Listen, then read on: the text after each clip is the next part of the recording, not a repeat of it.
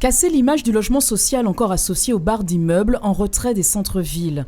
Ici, nous sommes dans le bourg du Carbet, à moins de 500 mètres de la mairie. Et dans ce petit immeuble sur 2 niveaux, réside depuis 6 ans Marie-Christine. Après 60 ans dans une maison à la campagne dont elle ne pouvait plus assumer seule l'entretien, la doyenne de la résidence d'Amrock apprécie surtout l'esprit familial de son nouveau lieu d'habitation. Ça va, je me sens bien à l'aise, je suis bien au frais, ça va. J'étais bien content parce que la maison où j'habitais n'était pas bonne du tout. Et ta petite fille, comment elle va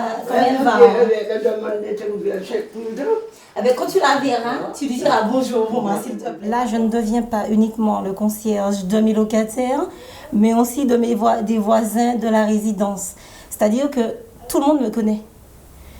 Le snack qui est à côté me connaît, la voisine me connaît, on se côtoie comme une famille.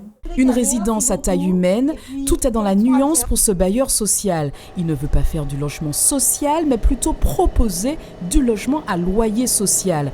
Et pour ça, il doit se fondre dans l'architecture du bourg. Il faut savoir qu'on est soumis à un plan local d'urbanisme, PLU, donc qui nous impose une hauteur maximale à ne pas dépasser. Nos architectes et maîtres d'œuvre qui travaillent en partenariat avec la SMHLM ont une très forte sensibilité donc, de l'architecture au cœur des villes et en accord et en partenariat aussi avec les municipalités et l'architecte des bâtiments de France, c'est le cas ici au Carbet. Vivre en centre-ville offre des avantages. La qualité des accès au logement est primordiale, surtout pour les locataires qui, comme M. Martial, ont du mal à se déplacer.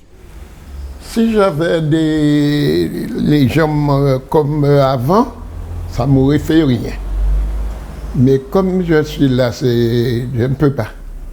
Je ne peux pas prendre un HLM plus haut que de la ville. J'ai pas de voiture. Bon, quand vous habitez jusque là-haut, il faut avoir une voiture, il faut avoir... Et moi, je ne peux pas faire ces choses-là. Je m'en sers bien ici. C'est une vraie volonté pour nous, puisqu'il s'agit donc également de réinvestir les zones urbaines et de pouvoir, mais peut-être aussi garantir la vie des commerces de proximité, tout simplement. Sur la 50aine de logements situés dans le bourg, une grande majorité est occupée par des seniors. Des logements à loyer modéré qu'on confond facilement avec les résidences privées classiques. Une résidence comme celle-ci a coûté plus de 83 000 €. Ils font coûter en moyenne un loyer de 300 € pour un appartement de type F5.